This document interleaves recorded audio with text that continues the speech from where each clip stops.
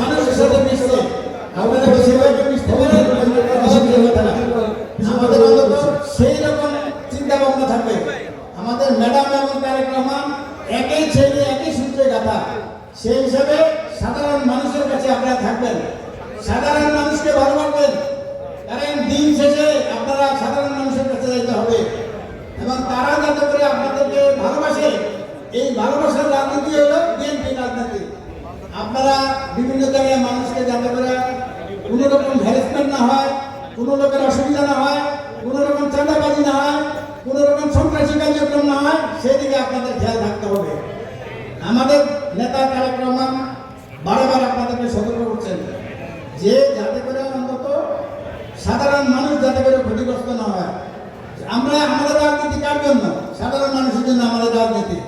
সেই রাজনীতিতে যদি ক্ষতি হয় তাহলে আমরা পুরা ক্ষতি হব। আমরা একটা ভালো সময়ের জন্য অপেক্ষা করতেছি। 17-18 বছর আপনারা এইভাবে কষ্ট করতেছেন নাকি? কষ্ট করতেছেন। সামনের দিকে আরো অন্তত 1-8 বছর কষ্ট করেন, দেখেন না ভালো কিছু হয় কিনা।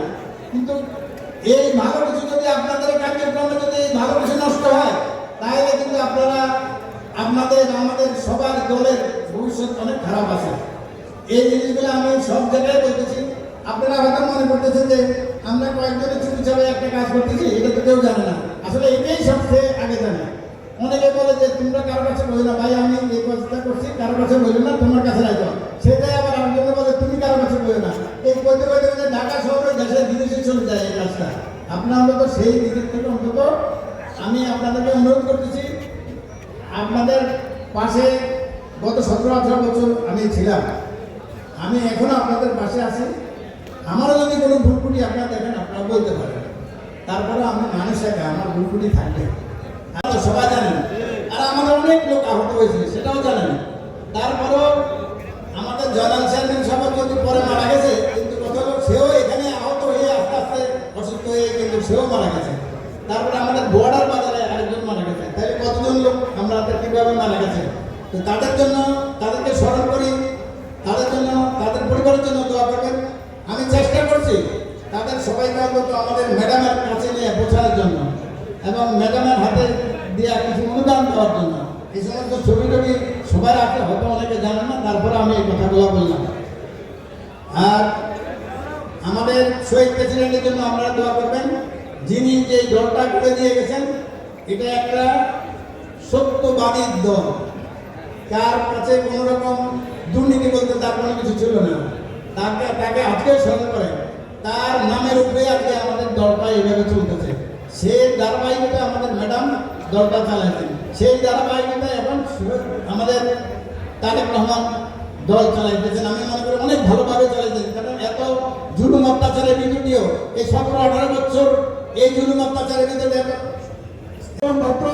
আমরা সেই পদতার পরিচয় দিতে চাই, সে শৃঙ্খলার পরিচয় দিতে চাই আজকে ইফতারের মাধ্যমে।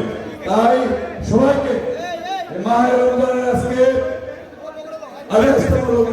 এই রোজার কাছে সবাইকে সবাই দোয়া করবেন, আমাদের জন্য দোয়া করবেন, আমাদের নেত্রী বেগম জিয়ার জন্য দোয়া করবেন, তারেক রহমানের জন্য দোয়া করবেন, নয়ন হারুন সাহেবের জন্য দোয়া করবেন, বিএনপি নেতৃবৃন্দের জন্য দোয়া করবেন। আমরা আপনাদের জন্য দোয়া করবো এই আশা ব্যক্ত করে আপনারা সবসময় করবেন। আপনারা জানেন 2008 সালে উনি পেয়েছেন, 2018 সালে পেয়েছেন।